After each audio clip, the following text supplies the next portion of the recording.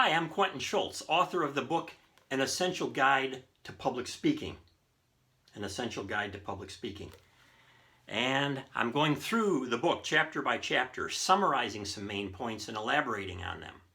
And today, we're at chapter 3, which is on conquering speaking fear. Conquering fear.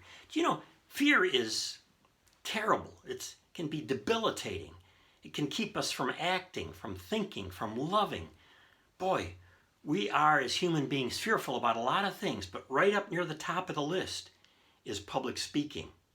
In fact, Jerry Seinfeld has a wonderful bit where he talks about people being at somebody's funeral, and they would rather be in the coffin rather than have to give the eulogy. Wow, that's how fearful we can become. So let me just say up front, fear of public speaking is natural. It's natural. We all feel it.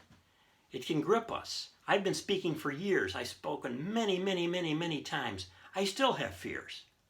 But in the beginning, my fear was awful. It was so bad that I really couldn't speak. I remember when I was a university student having to participate in group presentations. I was always the one that did the worst job and brought everybody's grade down. You can imagine how that made me feel. To this day, I can think of specific situations where I did that. Oh man, and how fearful I was. And in fact, my fear was bad partly because I grew up in a very bad home life. And I was fearful about people finding out about what was going on. My father was an alcoholic. My mother was a paranoid schizophrenic. And I didn't want anybody to see what it was like at home. It was so bad. So I went into my shell. I really didn't communicate. I never went to a single high school social event. I was so scared of interacting with other people. So I know what fear is, and I know what it is in communication, but I also know how to overcome it. Now, in the book, I talk about specific things to do as we're speaking. And I hope you'll get the book and go through those, because I spent a lot of time developing those in my own life to overcome the kind of fear you get when you're actually in the speaking. What I want to talk about now instead is a couple of other matters that are really important. One is, I think that the greatest antidote to fear, including fear of public speaking, is gratitude. Gratitude. Really, gratitude. Think about this. To be grateful. Gratitude. Gratitude. What happens when we think about things we're grateful for is that fear slips away. We can't be both grateful and fearful at the same time.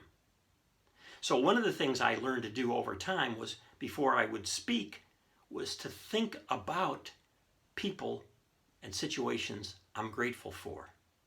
And I got to the point even where I would take a little picture of my wife or one of our children and put that either on my phone if I was speaking from my phone, or a pad for my outline, or on paper, because as soon as I would see that, that gratitude would knock out fear. It's quite an amazing thing to see how that works. So fill yourself with gratitude. What are you grateful for? The gift of speech. Being able to serve an audience, to learn to be a better speaker. All of these are things worth being grateful for. I tell you, the gift of communication is such a remarkable thing. In all of our communication, no matter how troubling it is, we also get a sense of what a gift it is. So gratitude is really important. Now, why do we get fearful? I think it's the fact that we imagine ourselves as naked. Nakedness.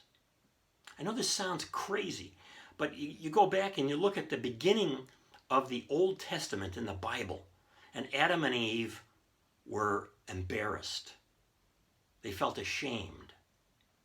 And so they hid, and they covered themselves with clothes. And in a sense, we are like that, right? So when we are speaking before a group, we're imagining everybody looking at us naked. I call it the Fishbowl Syndrome. It's like we're in a fishbowl with no clothes on, and people are all around us looking at us. Have you ever gone out to an aquarium where they have a lot of fish And you look around at those fish and you wonder, what are the fish thinking about all the people looking at them? Or where the penguins are? Well, they're probably not too fearful, unless they see some big shark coming along, perhaps. But you and I, before other people, get fearful. It's the Fishbowl Syndrome. And that is what we have to overcome. And the only way to overcome that over the long term is to practice, to become more and more self-confident. And I think the kind of self-confidence that's the best comes from servant speaking. When we are serving an audience and we see it, the audience likes the information. They appreciate the delight we're giving. They, in fact, appreciate the fact that we might be persuading them, as I am trying to persuade you now, to show you how to overcome fear and to do it, to overcome it, to conquer it.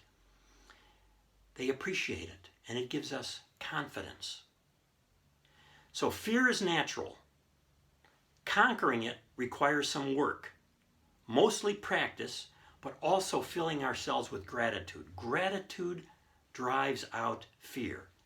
I've learned this in my own life as a terribly fearful speaker who couldn't speak to any audiences and could never believe that I'm doing now what I'm doing, including right now on this video. It's like I'm a different person than I was back when I was a university student.